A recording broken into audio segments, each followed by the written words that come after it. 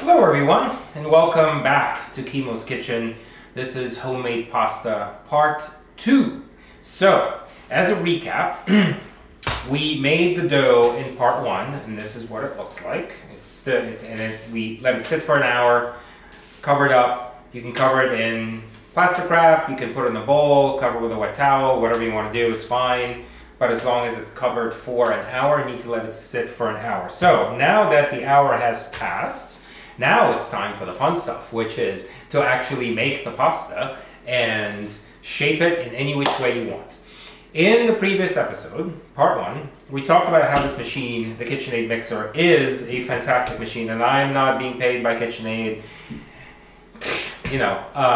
at all. But I do want to I did mention that you can do a lot of things with this machine, and it is worth the price. I use it consistently for really everything, a lot of things, and I just wanted to show you a couple of things that I have bought that I have used it with. So this box over here is basically all the attachments that you need to grind meat, and if you wanted to fill sausages, you can use this also to fill sausages. So it's got all the attachments in there.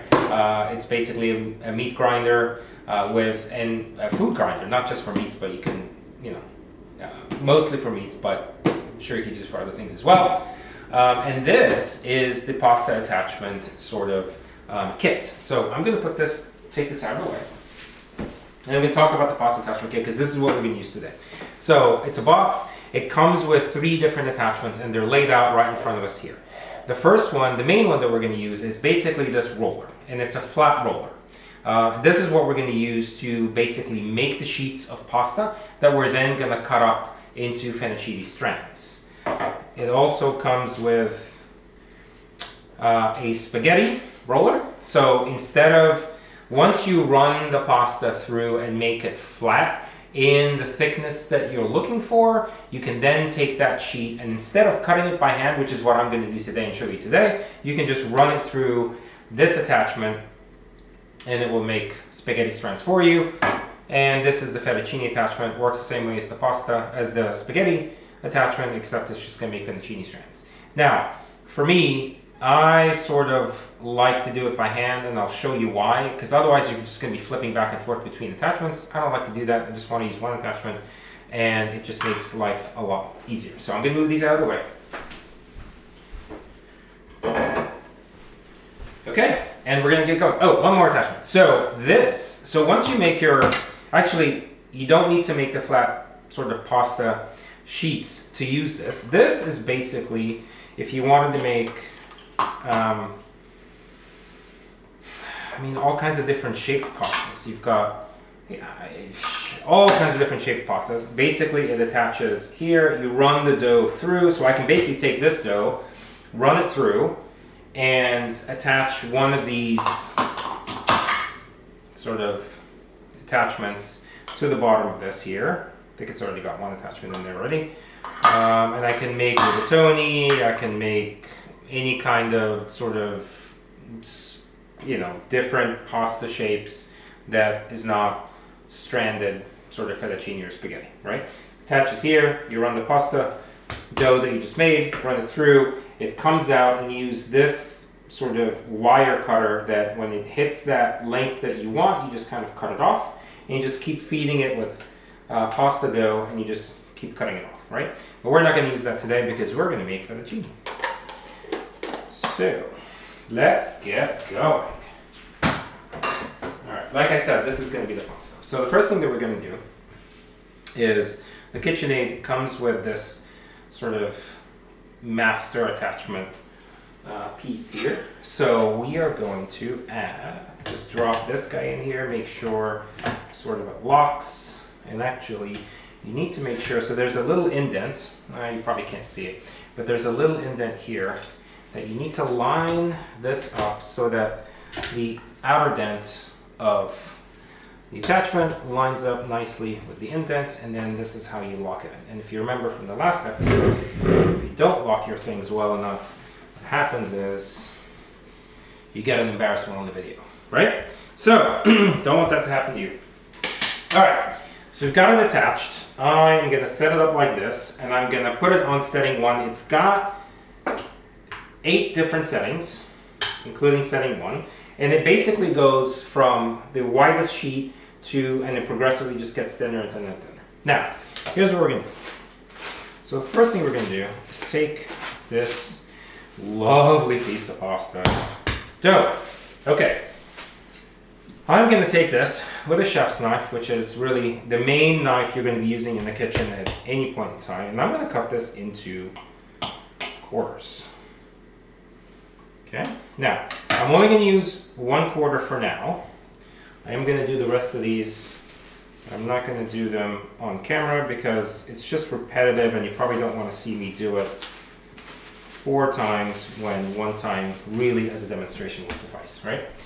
Okay, so I like to take a little bit of semolina and sort of dust it because I don't want the dough to stick, right?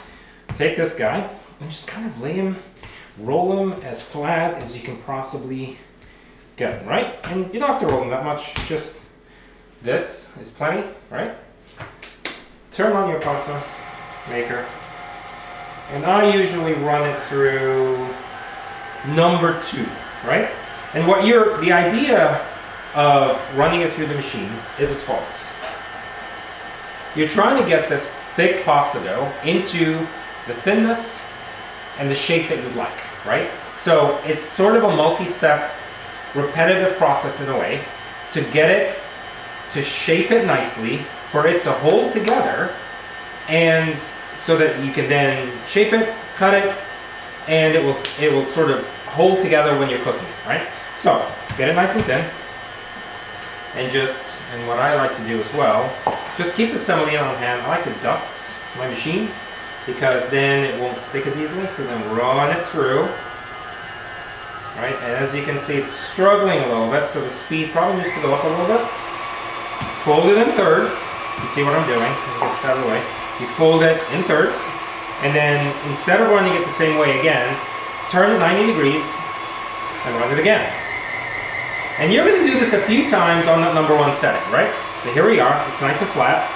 Fold it in thirds, turn it 90 degrees, and run it through again. You're going to do this, like I said, a few times. So I'm going to do it maybe, I don't know, 2 more times. And what this does is it allows it sort of compresses the pasta, and it allows it to hold together nicely, right? I'm going to do it 1 more time, and that'll be the last time we do this on this setting, which is setting number 1. So remember, it's on speed 4 and setting number 1, right? Okay. Now we want to, it's decently thick. You don't want to eat it in sort of this level of thickness. So what you want to do is run it and get it a little bit more thin. So I like to dust both sides, kind of rub it through. So now I'm going to go to speed 2.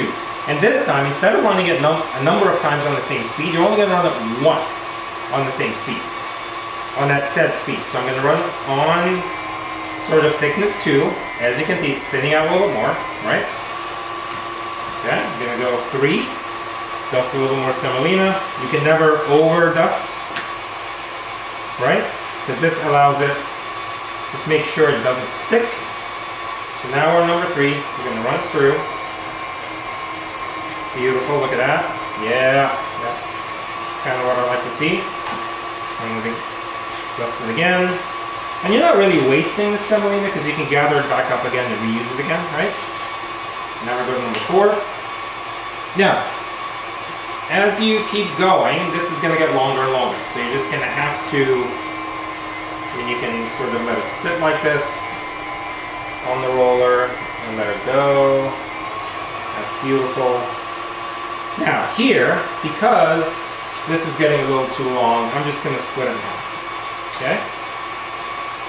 And that just makes it a little bit more manageable as I'm running it through probably a couple more times in a couple of thinner settings so I can get it just a little bit thinner. So this is on 5. I'm probably going to, let's see what 6 looks like.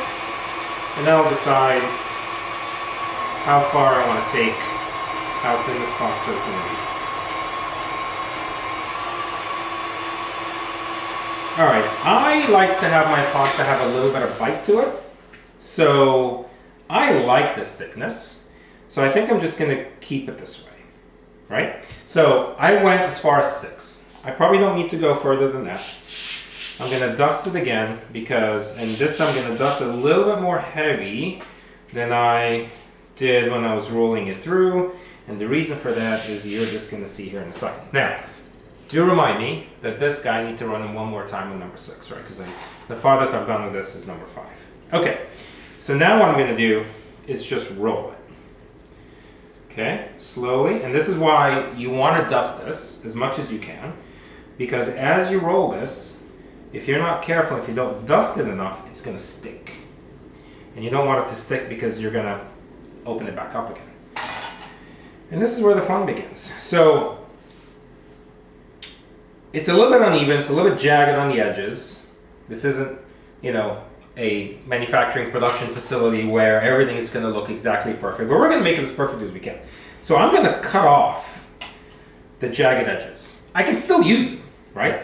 I can open it up. I mean, this is a pasta strand that I could use, but it's not even and it doesn't look nice. It's not very presentable. So it's fine, set it off to the side. Unfortunately, you're gonna have a little bit of waste with this, but that's just how it goes.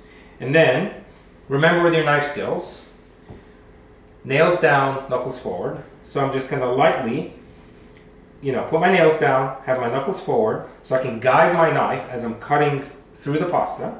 And I'm just gonna cut the length, the thickness of the fettuccine strand that I want. So I'm just gonna make a cut, right? Now, after I do that, what I need to do is open it up. So here is one fettuccine strand. Isn't that beautiful, right? So now we're gonna do this. I'm just gonna set it down. I'm gonna run my knife through, cut through all of my pasta. Let's see what happens here. I'm gonna just take this to the edge. That's not gonna be good. It's just, okay, so some of it, and this is where the fun is, right? Some of it is not gonna be as thick as others. But, you know what the secret is? I kind of like that, personally, because, I don't know, life's not perfect. Homemade pasta should not be machine perfect, should not be what looks like what you get out of the store. It should be imperfect. I mean, this is, if you look at it, I don't know if the camera can catch this, but it's not bad, right? And you've done it completely by hand, and it is so simple, right? So just open them up and make sure that you've dusted this really well with semolina, because you really don't want this to stick, otherwise it won't unwrap very easily. So this one, because it was getting towards the end, and then we've got, some uneven pieces, I'm just gonna cut off some of the uneven pieces just so that it looks a little bit nicer. We've got some nice strands. Same with this guy here, nails down, knuckles forward, cut it off. You've got some nice strands. This guy as well, not quite even, nails down, knuckles forward. Okay, I'm gonna keep reminding you of this. Now this guy is a little bit jagged, but I'm gonna go with him anyway. I don't wanna waste too much pasta, right? So, once you have that cut, this pasta needs to dry.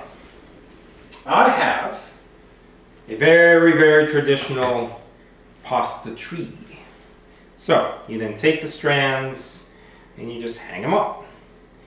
And really, that's all there is to it, guys. You just hang up the pasta. This is gonna tilt because it's weighed down on one side and not on the other side. So as you make these, you are just going to line these up and basically rinse and repeat. Now, you don't have to use this guy. You can get this guy at TJ Maxx. You can get him at really any sort of cooking, culinary, cook store. Williams Sonoma, I don't know, all the other ones, TJ Maxx, Home Goods, you can get them all. You can get them everywhere, anywhere. You could also use anything. You could use your dishwasher sort of handle. You could use your oven handle. Wherever you want, really, as long as it dries, right? So you're going to leave the pasta to dry Probably an hour, maybe an hour and a half. You're going to feel it when it dries up. And then part 3, which we're going to film tomorrow, you're going to basically cook it. You can, if you want, if you're doing this overnight. So what I'm doing today is I'm making the pasta. I'm going to let it dry, but I'm not going to cook the pasta until tomorrow. So if you want to preserve the pasta, because it's got uncooked eggs, you don't want it to just be sitting out all night. You can just basically take those strands, put them in a Ziploc bag, and throw them in the freezer. Won't hurt it. It'll be just fine. It'll preserve it very, very nicely in the freezer. And then you basically take the freezer bag out tomorrow, which I'm actually going to show you because that's what I'm going to do tonight. I'm not going to leave them sitting out all night. And just drop them in the boiling, very, very salted water to make the pasta tomorrow. So I'm going to run this through one more time with this piece of pasta sheet, and then I'm going to rinse and repeat with the other 3/4 of the pasta that's left. So we ran this on 5, so I've got 6 left. The last one will be on setting 6, and thank you for reminding me. I will dust a little bit more just so that it doesn't stick to the machine. Let's run through. So this is 6. And unfortunately I didn't do a very good job of making sure that this is running through evenly. That's my fault, but you know what? It's okay. I like the thickness of 6, so I'm going to leave it at 6. Turn this guy off. We'll cut this in half. And now I'm probably just going to do, actually let me do this one. This one looks a little bit neater, maybe. So dust both sides pretty heavily. I'm going to cut off this end. I know I'm going to not use it anyway. So you dust both sides. You roll this very, very lightly. Please do not press. You're just rolling it very, very lightly. Right? This end here, as you can see it, you can see that it's pretty jagged. So I'm just going to cut that off. I know I'm not going to use it. A little bit of waste, but that's how it goes. I'm going to cut this end off as well. I can use that. That way now we've got a nice piece of cannelloni with nice, beautiful cuts on the ends there. So then nails down, knuckles forward, cut your pasta. And you can do it straight on the camera, that's fine. Make sure your knife's nice and sharp, so you're not, I don't want you doing this, right? You're not seesawing through this. The knife needs to be really sharp. Maybe we'll do a knife sharpening class at some point. And that's it. Open it up, hang it, and that's it. So this is how you shape fettuccine pasta using your KitchenAid. You can use an old school roller, pasta roller, and it works exactly the same way. I think this is easier just because you don't have to keep rolling and holding the pasta sheet as it comes through. So you really need, for that, you probably need 2 people, or using very, very small sheets. So you're just kind of rolling it through and it just falls in your hand without it being this, 5-foot sub that comes through. But this just makes it easier. I was on setting 2, I think. See? Yep, I'm setting 2 here. And then remember, when you're using the attachment, it's got 9 settings for thickness. You start on setting 1, you run that through a few times, fold it in thirds, keep running it through, say 5-6 times, until you see that it's nicely compacted, it's not shredding, everything looks just beautiful, right? It's perfect. And then on every other setting, progressively thinner, run it once through. If the piece gets too long, cut it off, and then just remember what thickness setting you've cut it off. You cut it off so that you can come back to it and go thinner again. And then I stopped at 6. I think that's a nice thickness for it. I wanted to have a little bit of a bite because I'm going to make a traditional Italian ragu tomorrow. Maybe I'll show you that as well. And I think that's it. So this is part 2, making the pasta dough. This is the fun part. I'm going to run it through a few more times. And I hope you all enjoyed it and found it useful. If you want a hands-on class, Newsflash, I might have an opportunity for a hands-on, more to come on that, but suffice it for now. Hope this demonstration works really well. Send me your comments, let me know how well it worked. If you have any questions, let me know how. If you have any questions, I'm happy to answer them for you. I hope you had fun. Have a wonderful evening and enjoy the homemade pasta.